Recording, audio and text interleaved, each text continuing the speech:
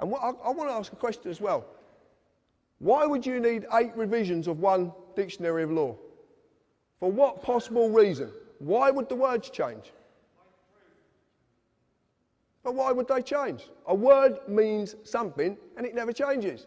So if it's being changed for a reason.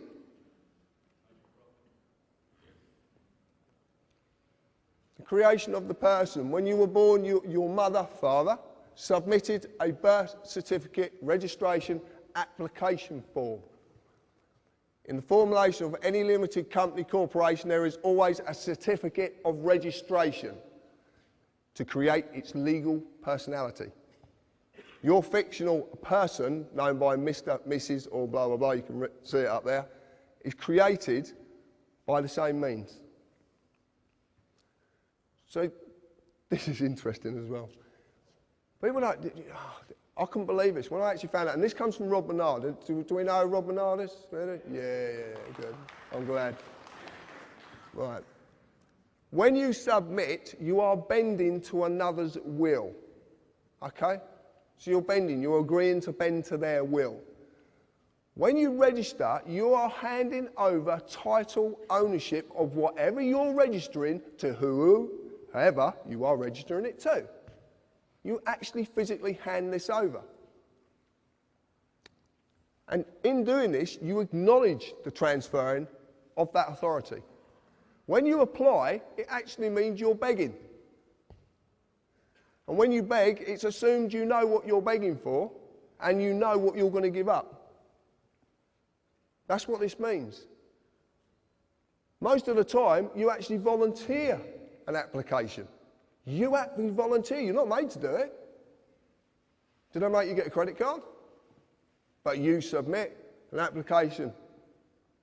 Everything in this, the whole world is created. It runs on submitting applications for this, submitting applications for that.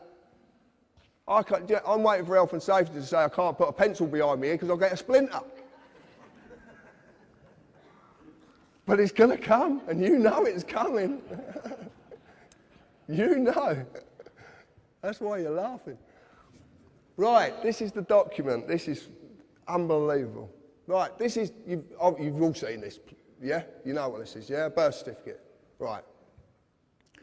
You get a certified copy, you do not get the original, because that goes somewhere else. This up here, when you actually look at this, you look at this, and you get your own. When you get home, or you get your kids, whatever, get this document and look at it, because it's phenomenal what they've done. The name of the person's being created in capitalised surname. See the surnames in capitals, okay? It's a fiction. This is being created. That fiction is going to be created there. But what they need is, they need another fiction to do it. They have to have a fiction there to do this, who is the informant. You actually inform on your own children. Do you know that? You inform on them. It's brilliant, isn't it? Eh? And your qualification is, you're one of their parents. Mad. Mad. And it's capitalised, it's all capitalised. And it is absolutely true. Look at your birth certificate, informant, the qualification needed, and it will say needed, and you inform because you are the father or the mother. What you don't know is that at the bottom there is a declaration. Now, a declaration is in common law. A declaration is a sworn oath of a man or a woman. And there's a reason that's on the bottom. Because without that man or woman being present, the fictitious mother or father isn't present. Now you're seeing that the person is attached to the human being. But to do this, they need the human being to be there. That's why there's a declaration at the bottom of it. And this, it says it quite simply. You have to be present to represent the person needed to create the new person's legal personality. I know it's a tongue, believe me, it's mind-boggling, but it really is. This is what we found. And it all makes sense. That's the point. This is what I want to tell you about it. And then you register it to a corporation. The General Register Office. Get your birth certificate and lift it up and you'll see GRO. It's a General Register Office. That's who you're registering it to.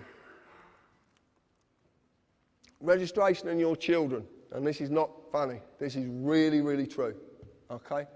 To this day, registration still means the same thing. You hand over or you transfer the legal title to the body you have registered it with. As you have seen, the worst possible way this has been done is by the birth certificate. It's been abused. A simple show of this is do you have to mandatory school your children? Well, you do. And can you take them on holiday when you want to? No. Because what happens when you take them out at term time? I know people have received £100 fines for taking their kids out at term time, taking them on holiday. And they have to be vaccinated. The thing is, it's their property. You signed over title ownership of that child to the government when you registered it. You've got no claim to your children whatsoever. You just don't know it because you've been duped. If you want proof of it, the social services. What happens when you don't look after their property or they pertain you're not looking after their property properly? Linda Lewis, Baby P. What happens? They take the child away. And not all children are taken away because the child is in danger. Do not believe that for a second. Do not believe the propaganda because it's not true. And my friend down there, Mr. Gerrish, can prove this many, many times. Well, what you'll notice is it says Social Services PLC because it is a PLC. And a PLC is a publicly limited company that has shareholders. And shareholders need profits. And where do they get profit from? Stealing children.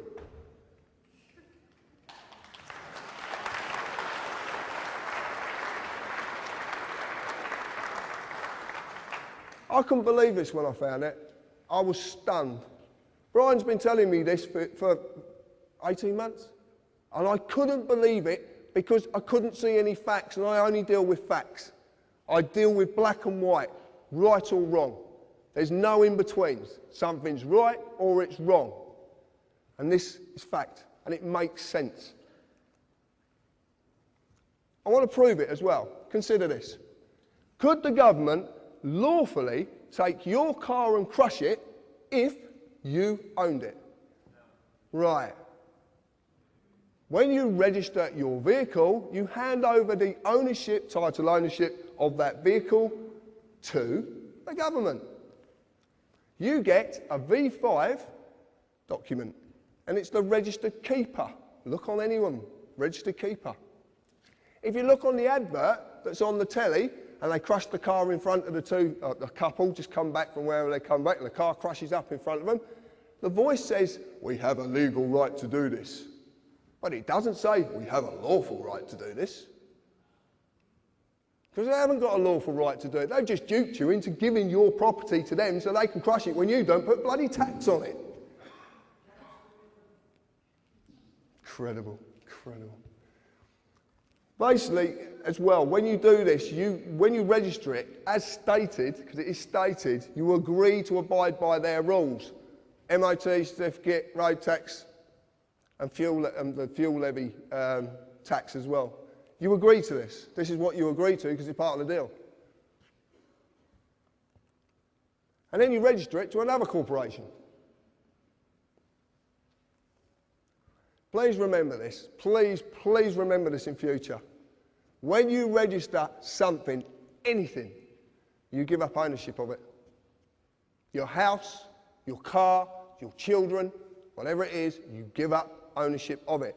I know you shouldn't own your children, and you don't, but your children are your children. And no one has a right to take that child away from you. No one.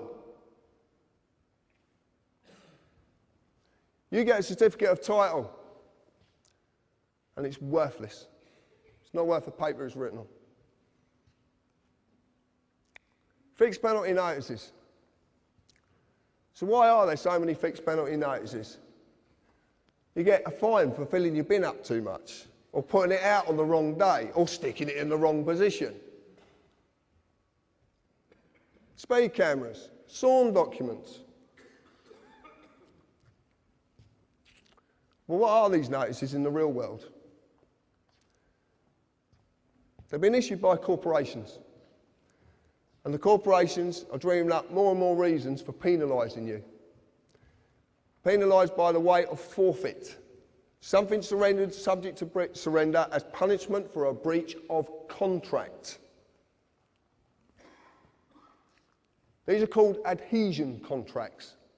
An adhesion contract is a type of contract that is legal and binding agreement that someone writes, makes it their, they basically do as they please. They've got all the bargaining power, they attach it to you, and it's to their advantage.